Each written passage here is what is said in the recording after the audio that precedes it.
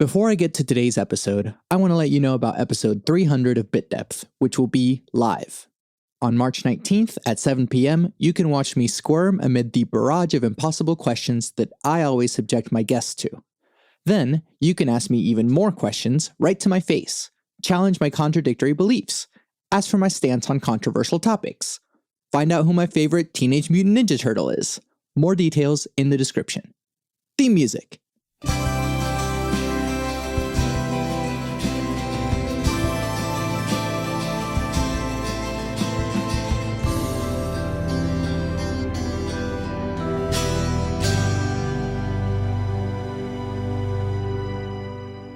Hello, and again, welcome to Bit Depth. I'm Santiago Ramones. Across from me is... Thomas who?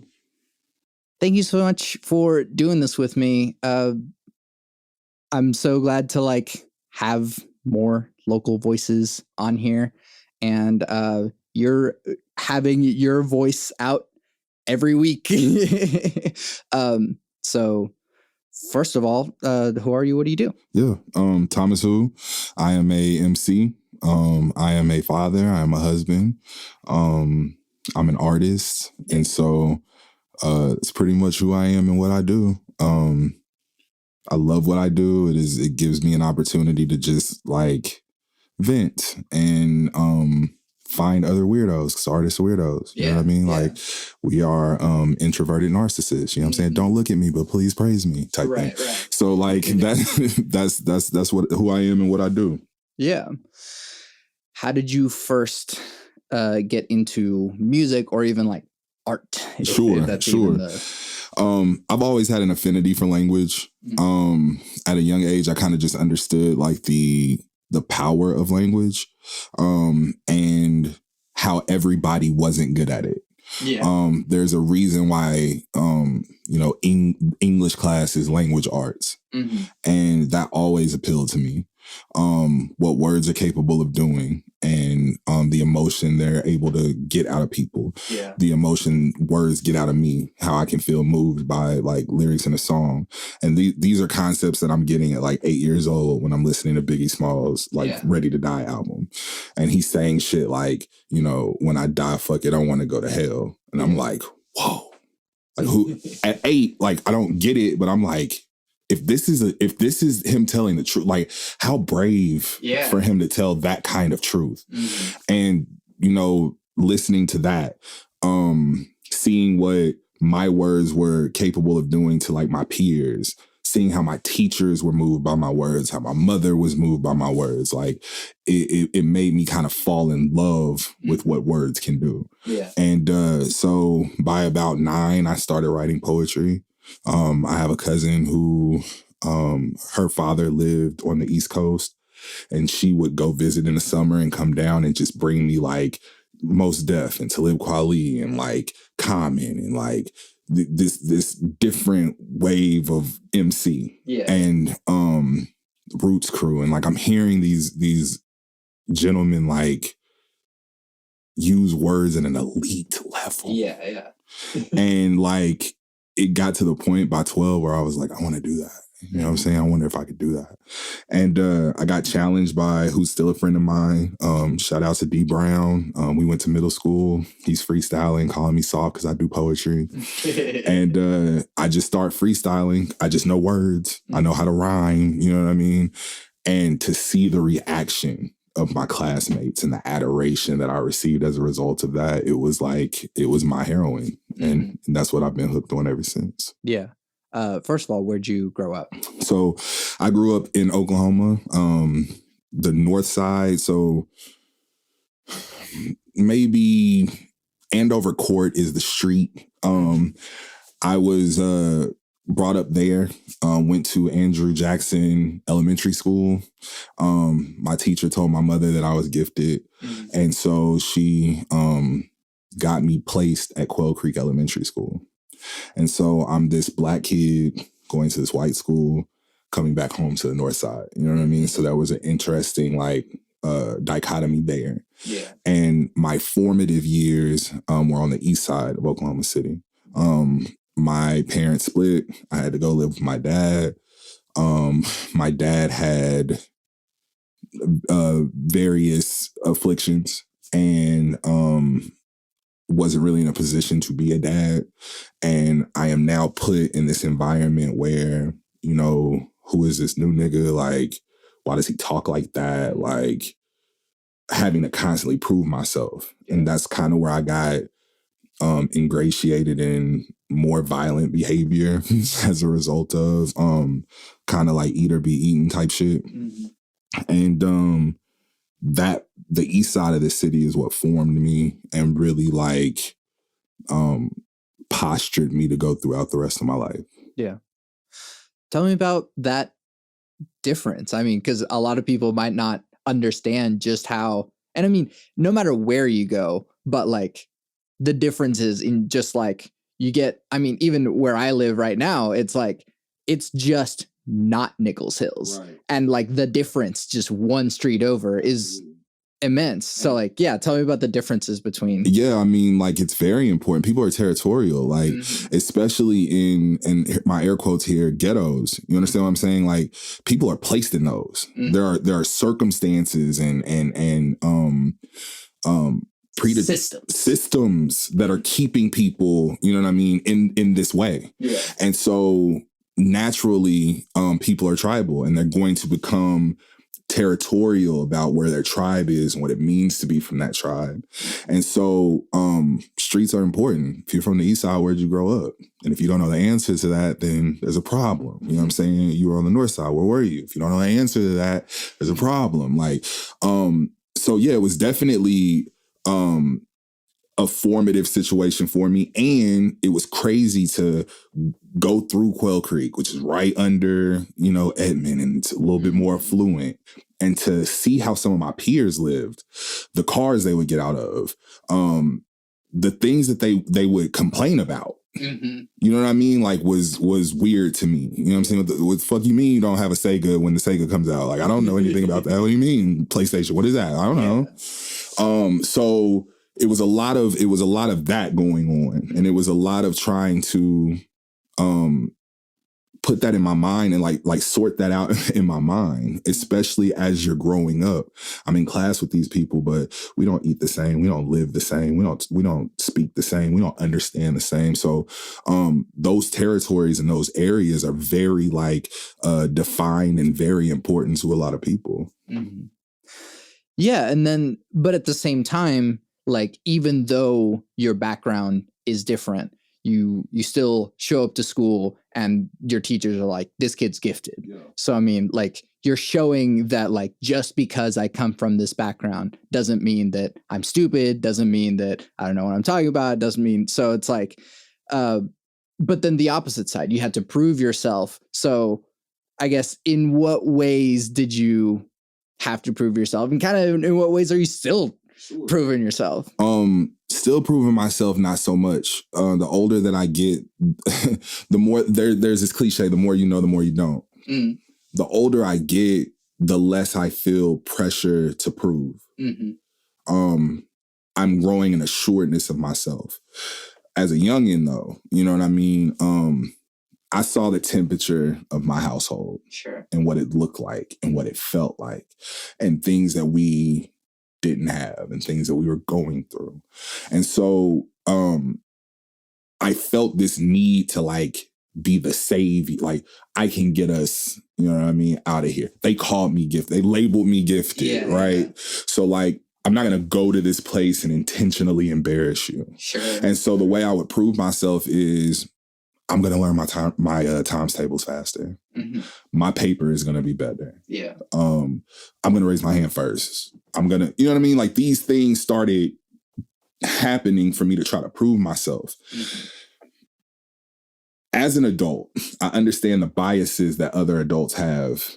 You understand what I'm saying? So looking back to, you know, 6-year-old, 7-year-old, 8-year-old, 9-year-old, 10-year-old me, and seeing the way these teachers were treating me differently than the other kids, whether they thought it was well-intentioned or not. Sure.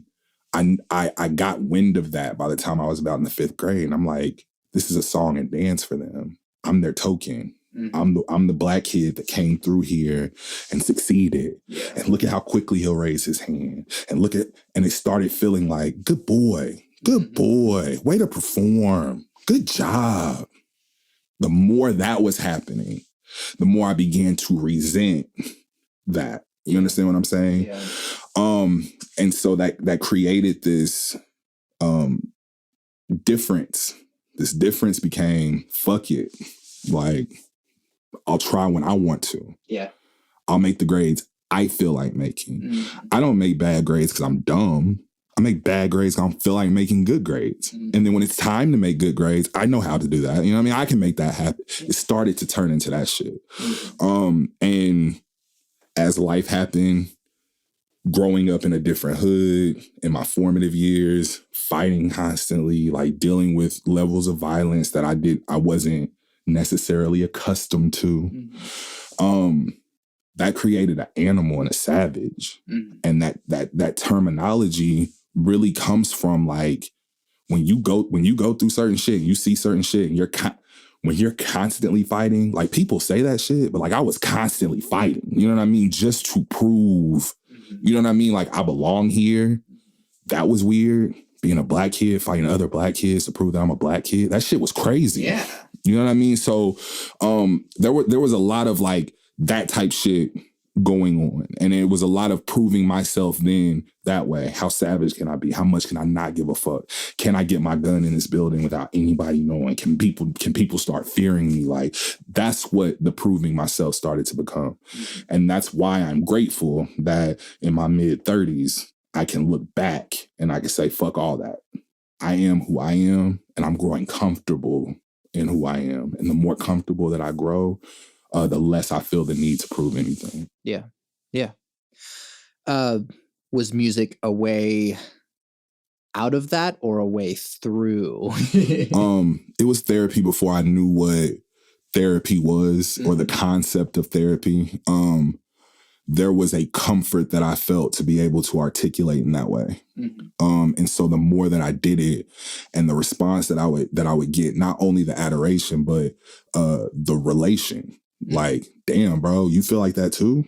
Yeah. Or, damn, bro, you going through that too? Like, me too. We don't know. We're not well versed in how to just have a conversation on intimate details. But if I kick in a rap that I don't feel like getting out of bed sometimes, and my 15 and 16-year-old homies is like, damn, you don't either? We don't know to call that depression. Yeah. You know what I'm saying? Like we don't have the wherewithal to categorize it that way.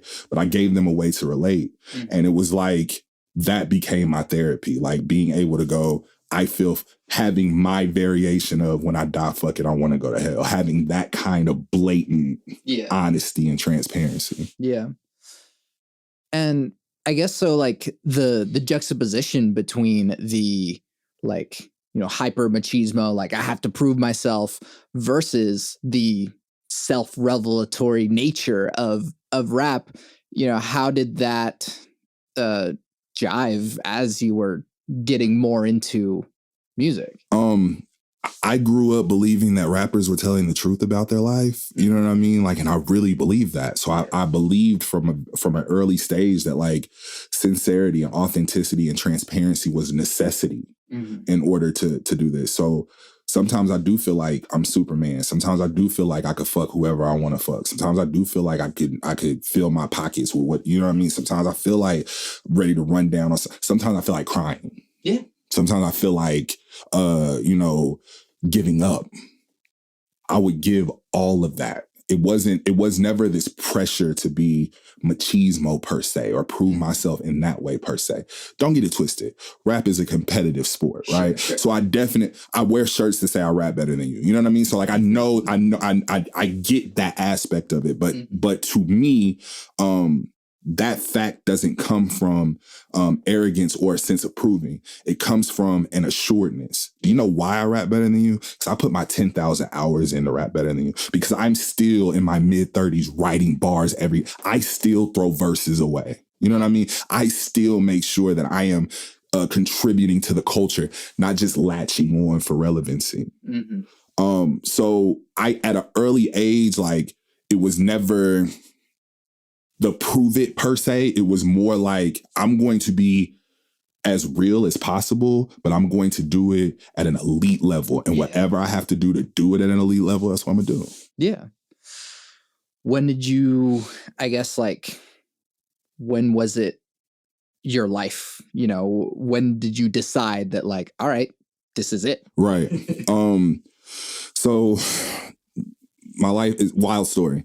Go through all of that, all of the trauma, so on and so forth.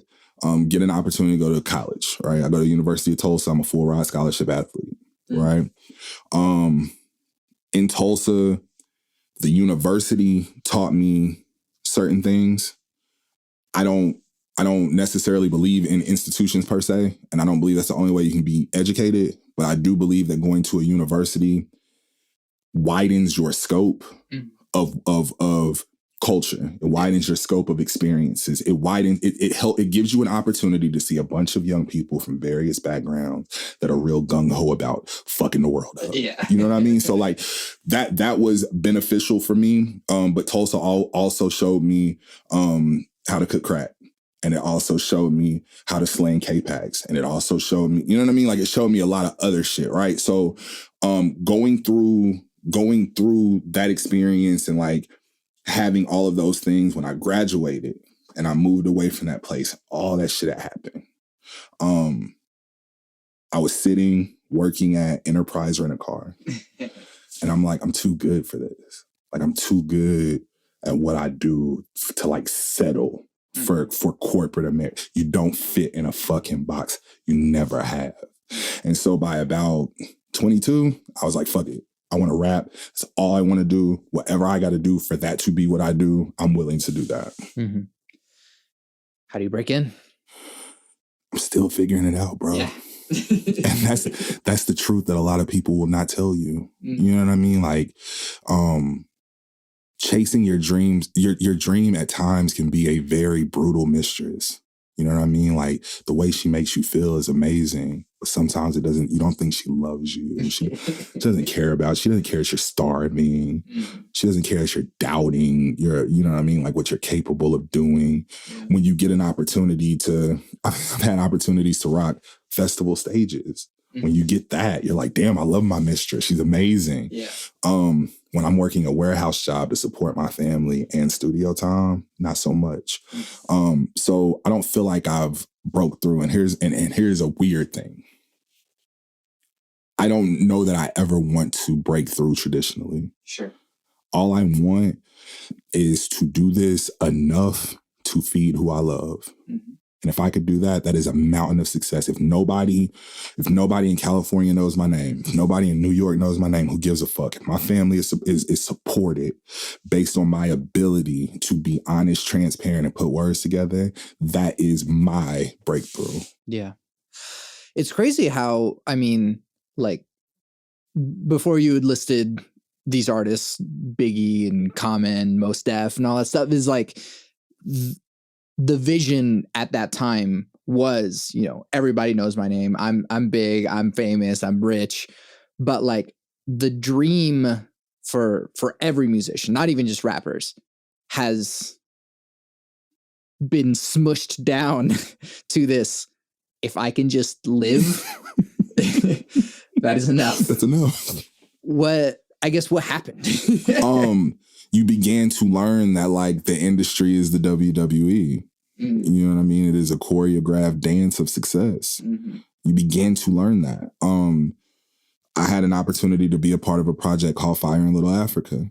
Fire in Little Africa was signed by Motown. Mm-hmm. I put my arm around the neck of the chairwoman of Motown. Mm-hmm. And she looked me in my face and told me how talented I was, and how, you know, to keep going, keep pushing. You can do this, right?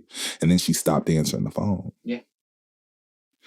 It's moments like that where you're like, damn, like everything that niggas that made it say about that industry and being in that industry is real fucking shit. It's cutthroat. It's snaky, right? And I think the more artists that wanted to just create and then figured out that they had to do all this other shit, all this other politicking, all this other being in this room, all this other, you know, kissing this ass, all this other, you know, conforming to this methodology of creative, they stopped giving a fuck about it as much. I think collectively artists were just like, bro, like if I can't create authentic art and that be enough to have everybody know my name, fuck it. I'll sell this painting to make sure my mortgage is paid. Yeah. You know what I'm saying? I'll sell this song to make sure that I pay my car note. I think that was just a collective over time.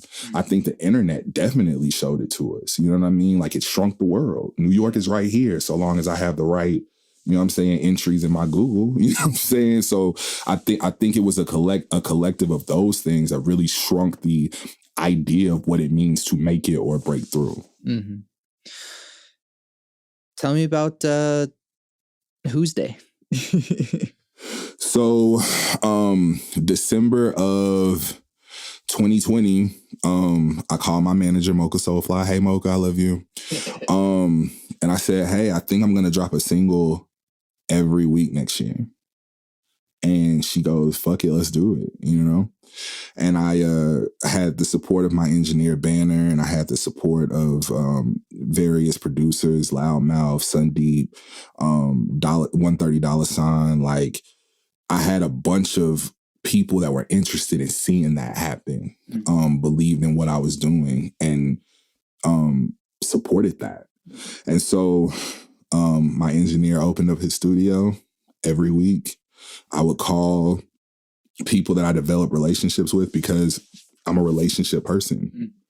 I want to know that you give a fuck about me outside of my ability. And then once I know that, I'm willing to give you anything. I had gained a bit of notoriety as a result of things that I had done in the city, you know, in the past. And so that was building.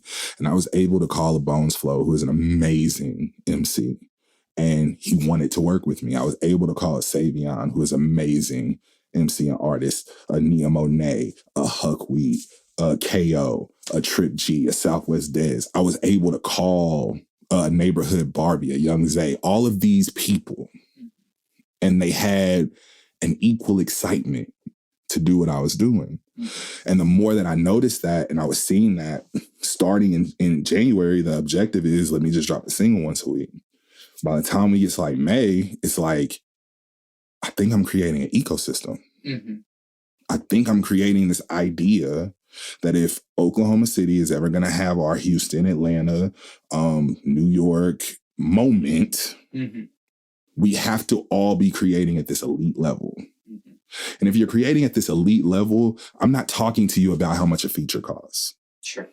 I'm not talking to you about what the politics of the record are. If you're in this ecosystem, not gatekeeping. Let's not get that fucked up. I can't stand a gatekeeper. A gatekeeper is somebody whose ego tells them who wins. A gatekeeper is more about a popularity contest than a talent show. I'm talking about ecosystem.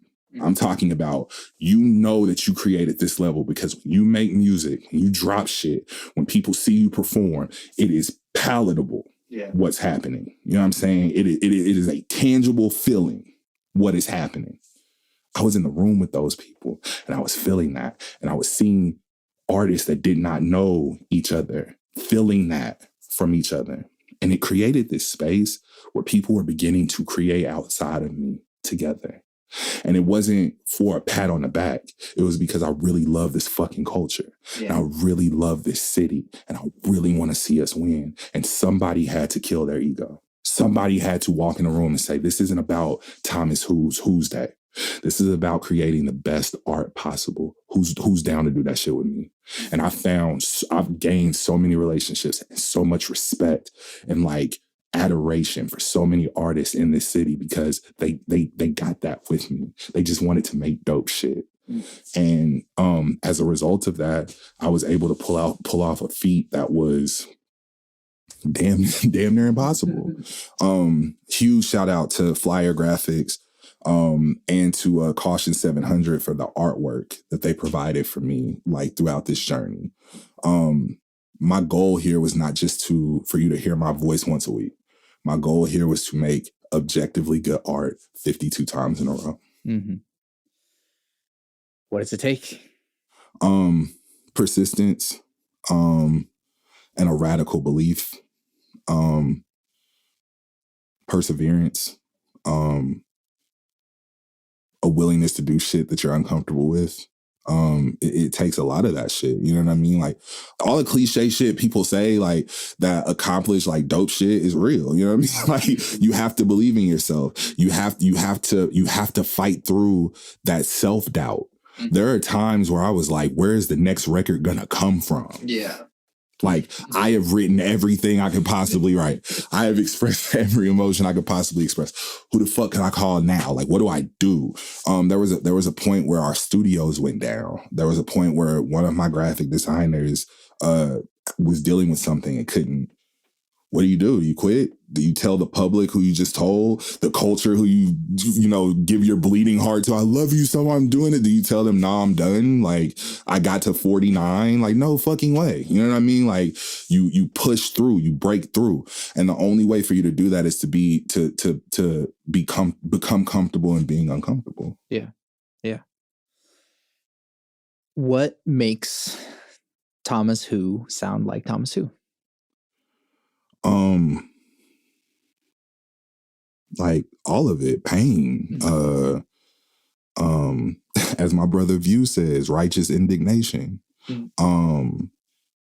joy, compassion, empathy, rage, like all of it makes me sound like me. An authenticity to myself. I'm not chasing a fucking wave. I always find it funny when artists chase a sound. Mm-hmm. There's damn near 8 billion people on the planet.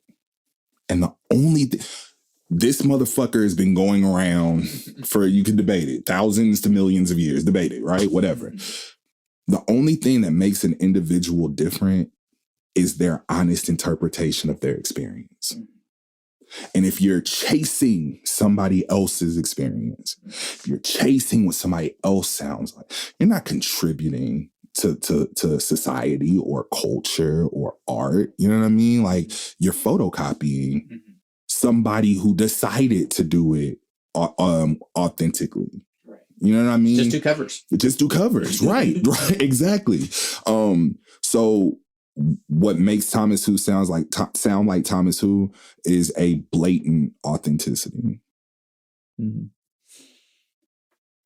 What is a deep nitty-gritty thing that is in your craft that you're like, man, probably nobody's gonna notice this thing, but I notice this thing, and I love that I put this thing in here, or whatever it is. Sure. What is one of those? I'm an entendre and scheme, what's considered scheme guy. My bars a lot of times are run-on sentences that rhyme. Mm-hmm.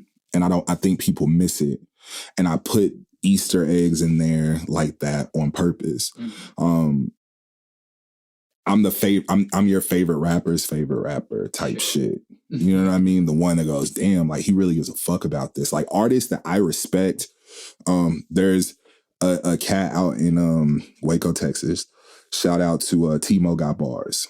I respect this guy's peeing to the fullest. But the conversations that we have are not beating our chest conversations. They're the technical conversations. Mm-hmm. There's a mastery on how you took line 1, and then you had a rhyme scheme, and then you did 2 and 3, and then brought the rhyme scheme back at 4. Yeah. Those are the conversations that we have.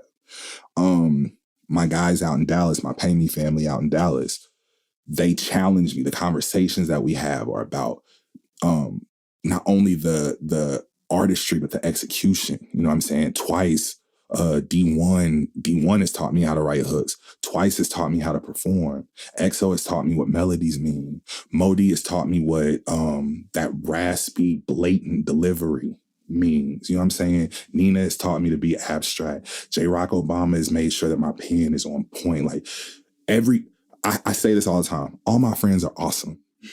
So all the people that I get to interact with regarding this art, it's really about the art. That's why I'm such a nerd about the shit. You know what I mean? I'm surrounded by a bunch of niggas that did wild shit, but are really good at rapping. You know what I mean? And we try to keep each other on a level to where we're not succubuses to this culture, that we're always contributing.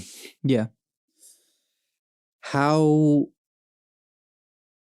What are you seeing in Oklahoma City or even just Oklahoma that you feel is holding us back from being Atlanta, from being LA, from being New York? Ego. Who gives a fuck if your name is first on a flyer? Who gives a fuck if your picture is you know what I mean? On a post, who gives a fuck about that? Like why is that what matters? Because that ideology is the crab in the barrel type shit. That I have to be the one. Check this out. I will never perform like Southwest Dez or Trip G. Ever. I'm not that good. That doesn't hurt me. I will never write a record that is going to cut through as well as KO can. I'm just not that good. And that's okay. Nobody is going to outbar me. You're just not gonna. And guess what? That's okay. Yeah. And I think that the more we start praising what our peers are good at and stop thinking that praising them somehow lessens you, we're never going to get there. That's what's holding us back. It's our fucking egos. If you can't exist in the ecosystem, it's not because somebody's hating on you.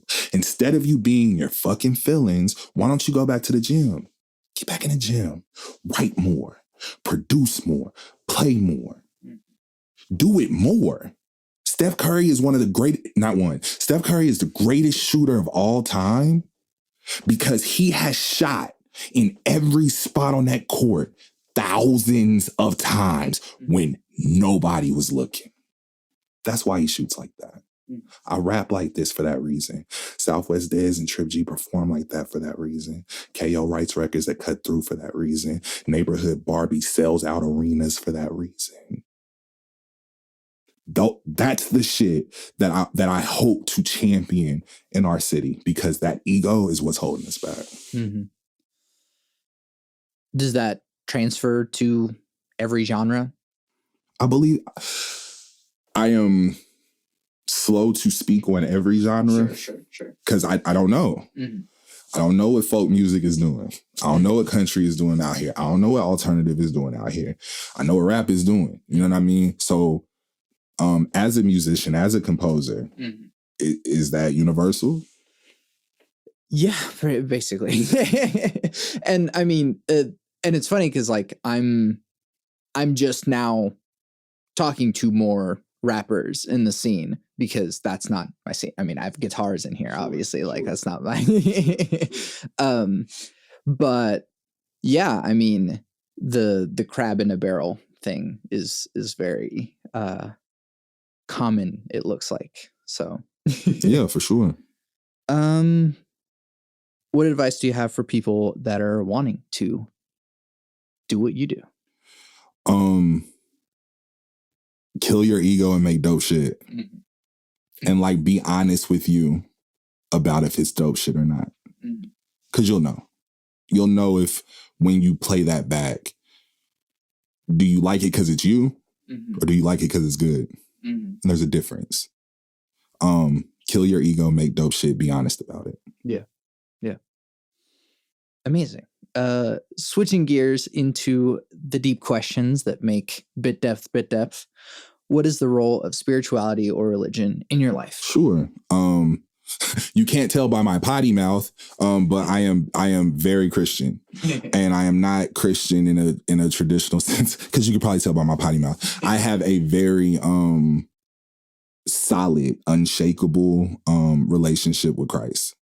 I'm just his problem child, and I think that we lose, as the Christian church, we lose people because we are more concerned about how they act than how they are.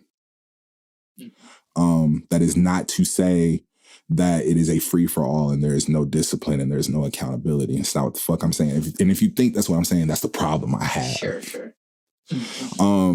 So I read my Bible regularly. I pray regularly. I am I'm a humble individual, but my humility has nothing to do with other people. My humility has everything to do with the fact that I recognize that there is an architect of the universe. And in my belief system, he sent a part of himself by way of his child to sacrifice everything just so I can make it back to him.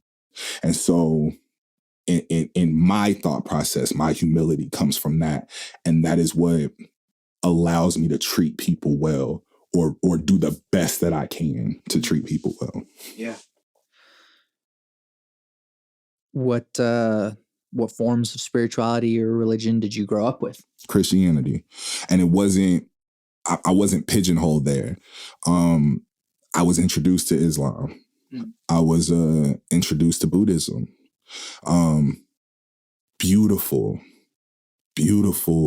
disciplines, beautiful religions. I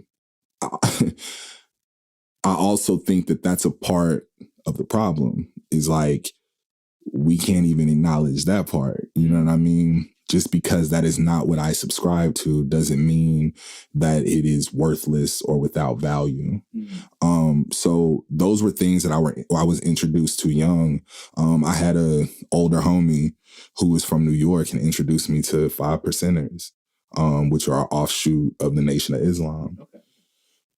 Seventh-day Adventists, Jehovah's Witnesses. I've been impacted and introduced to various belief systems throughout my life, but I was raised Christian. Mm-hmm.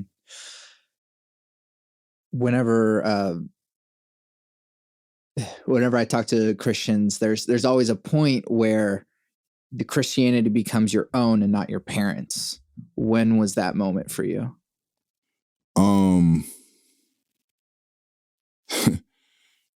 When I saw my examples be human.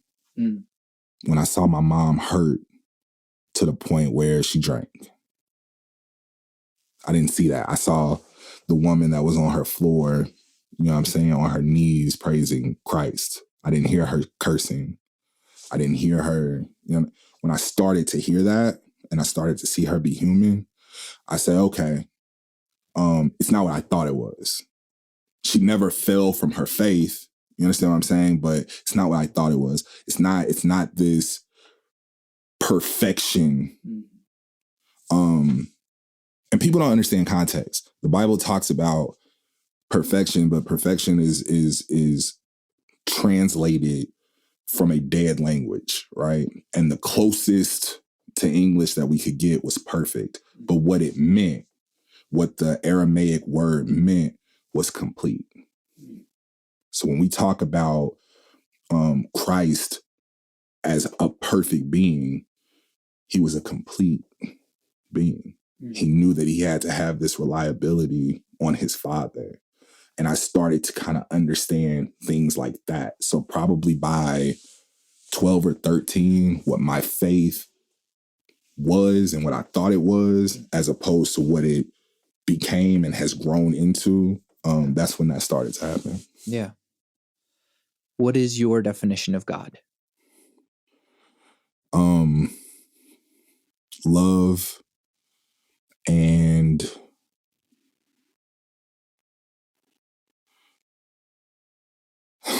love, peace, justice, and understanding. I don't believe that all times God is fair, and his word says that it rains on the just and the unjust alike. But I do believe that he is always just. So those would be my words for sure. Yeah. What do you think happens when we die? Hopefully I go see Jesus, because I got a lot of fucking questions. Like a lot of things that have happened here. Like, I got questions about, you know what I mean? I got questions about the Bible. Like, some of these niggas was wilding. Like the ones you chose were wilding. But that also helps me relate. You know what I'm saying? I just got hella questions. So my belief is when I die, I'm going to pull up. God is going to be like, say, bro, you did a lot of fuck shit, but you really rocked with me and you really rocked with my child. So come in. And then when I come in, I'll be like, Jesus, we got to talk. So that's what that's kind of how I see it happening when I die. Yeah. How do you determine what good behavior is? Yeesh. Damn, Santiago. I have never thought of that question. Ever, ever, ever. How do I determine what good behavior is?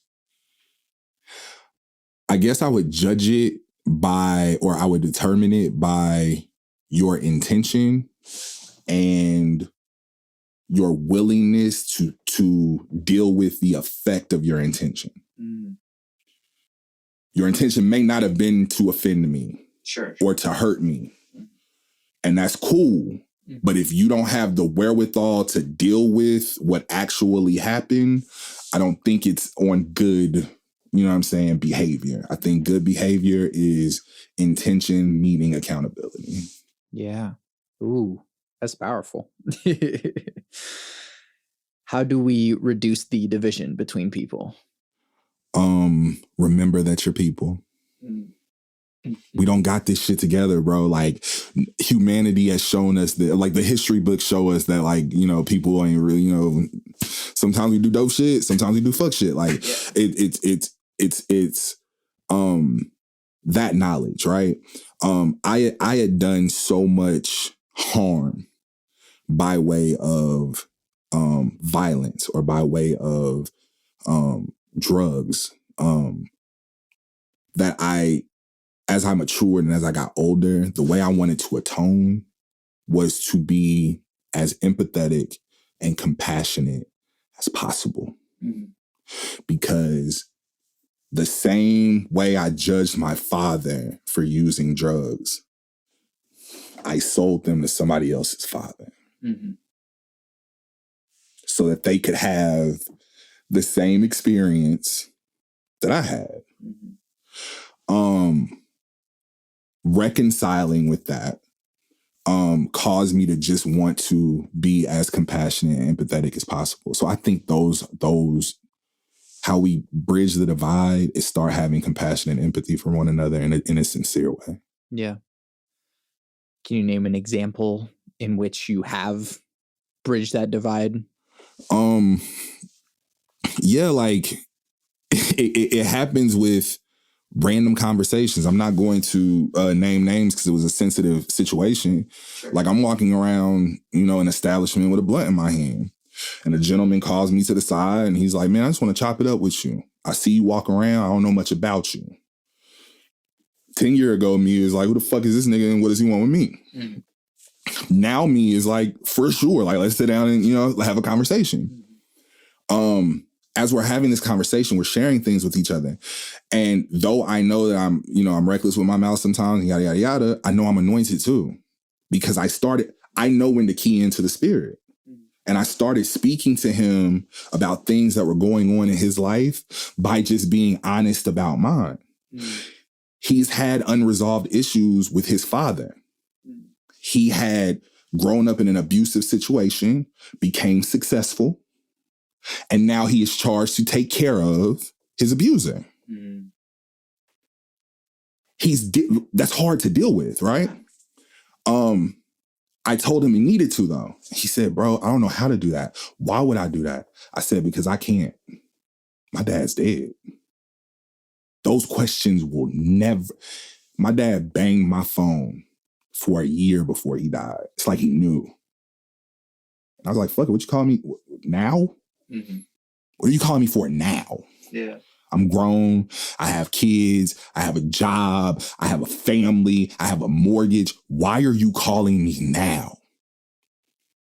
That rage and that anger and all that shit has questions inside of me that will never be answered, right? And I was able to relay that to him.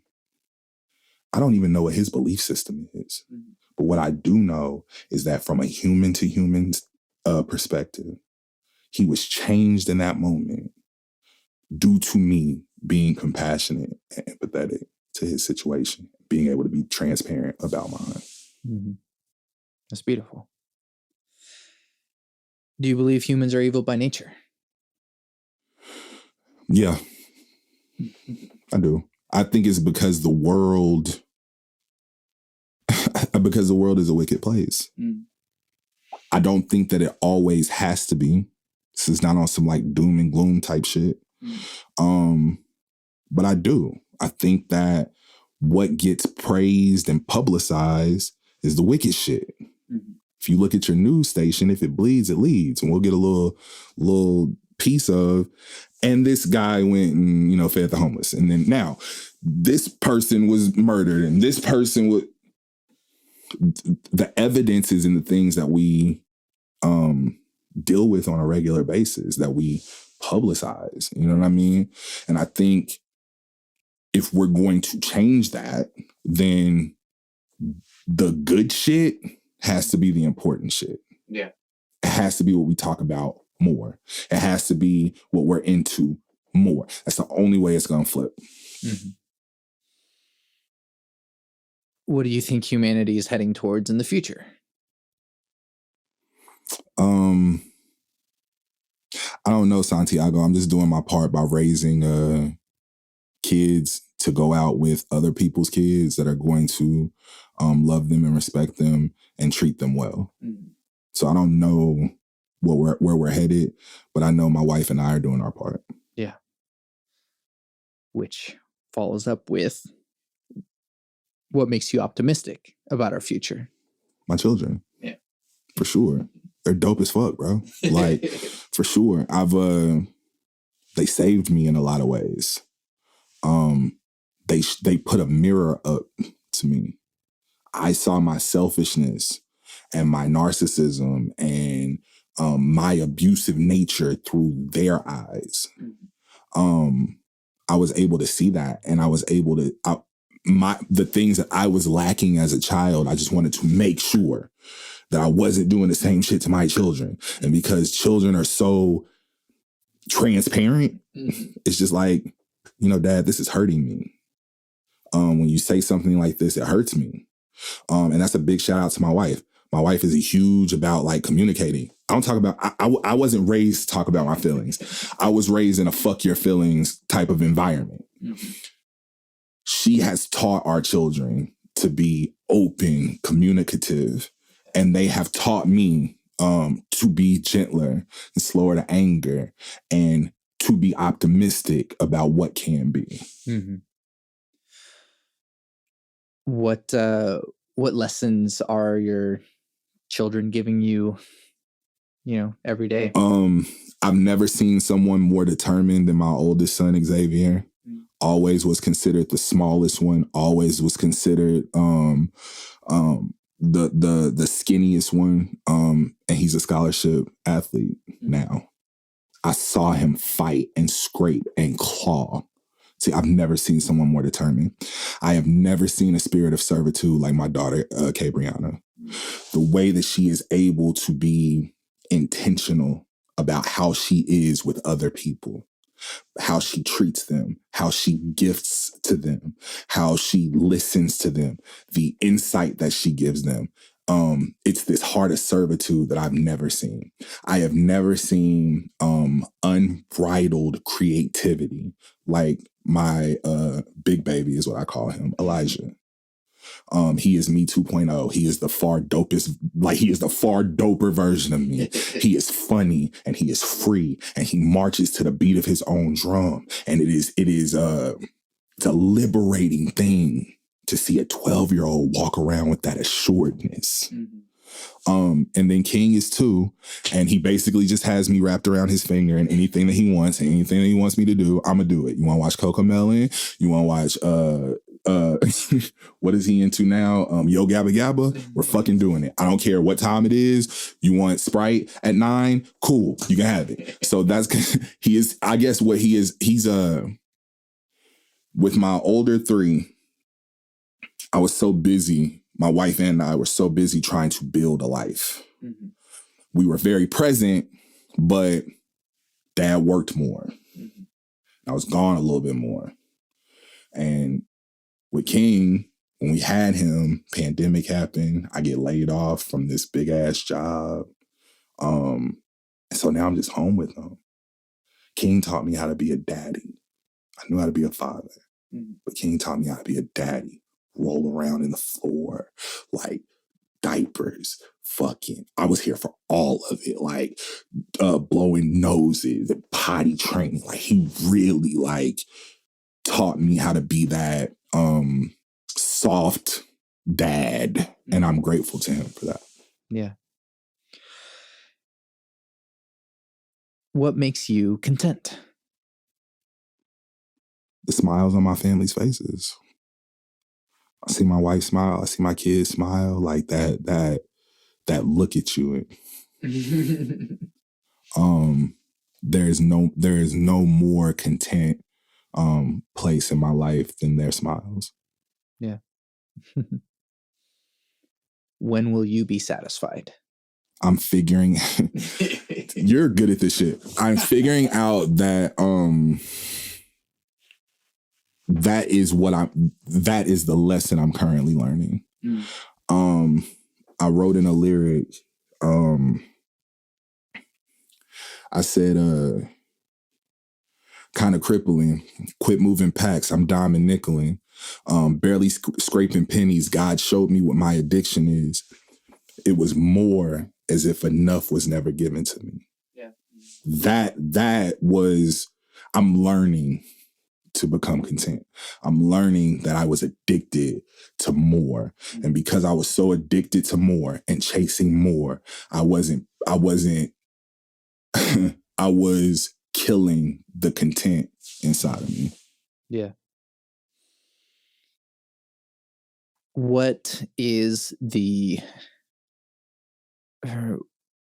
best way, or what are some ways to better help your community? Being an example of what it is to like care about people. I think that's the best way. Lead from the front. You know what I mean? Go out here and do the work. Nemesis, JB, L Smooth. I see those brothers do the work. Chop. I see him do the work. I see like when you lead in that way, when you just go do the work, that's how you better your community. And that's what I hope to do, is continue to do the work. Mm-hmm. What advice do you have for people in general? Give yourself grace. None of us have it figured out, man. None of us. The ones with millions and the ones with pennies, none of us have it figured out. My advice to you is to give yourself grace. Yeah. Lastly, potentially most importantly, cake or pie? Cake, bro.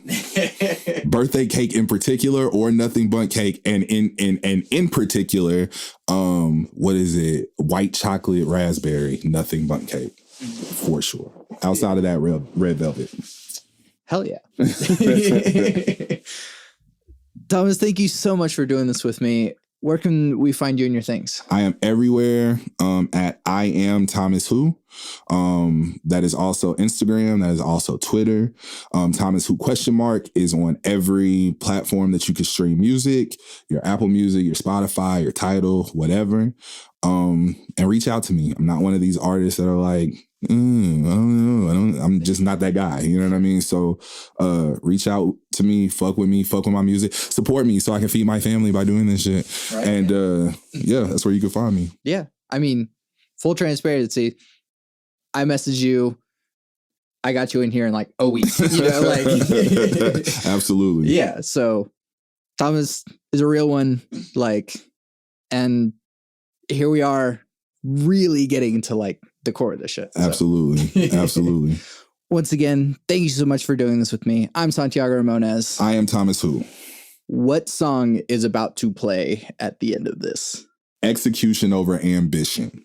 There we go. Here is Execution Over Ambition by Thomas Who. Yeah. Yo, Rod. We should do something like all the bands and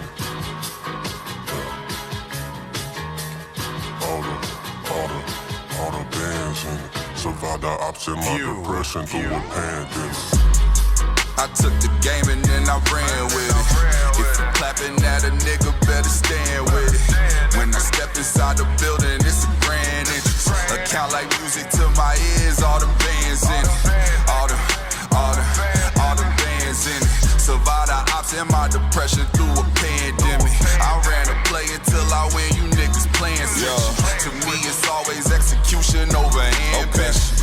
The higher that I go, the more I notice that the real cannot prevail when the energy the lowest. They distract us from the truth and put the lie inside our focus. Cancel culture for the niggas who content is thought-provoking. Wow. I'm on my way to cancel, but still feeling like I'm righteous. Look, my soul is not for sale, just like my image and my likeness. If a Brady leave me dead in the streets, start a riot. Either let me live in peace or feel the power when I'm dying. Wow.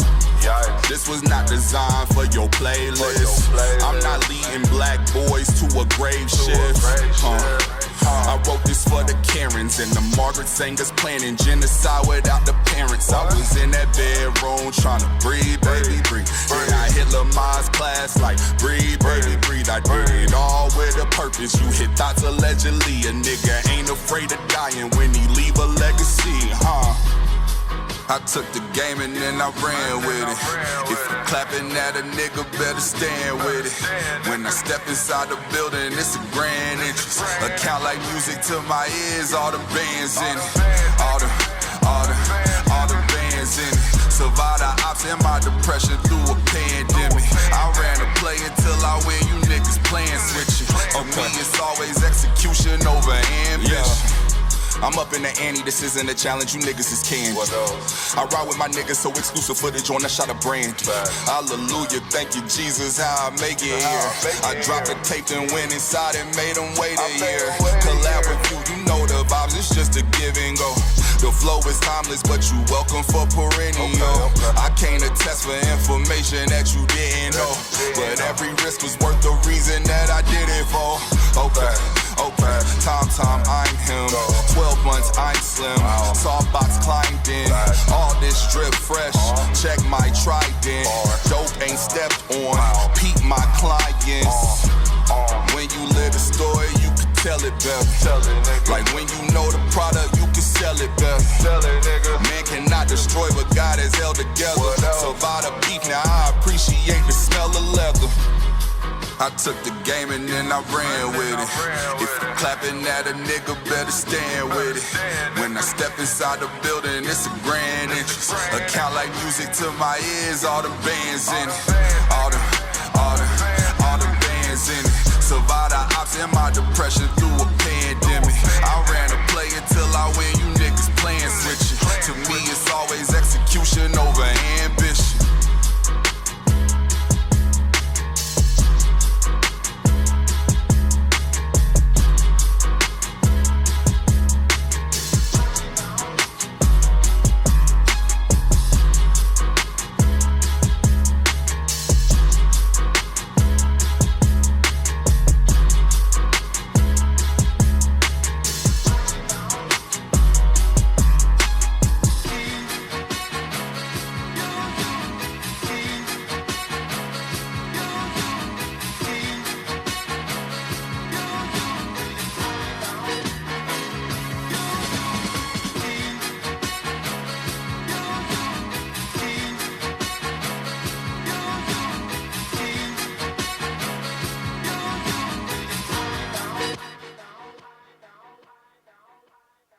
You can find everything that I do on my website, SantiagoRamones.com. I make music and produce audio.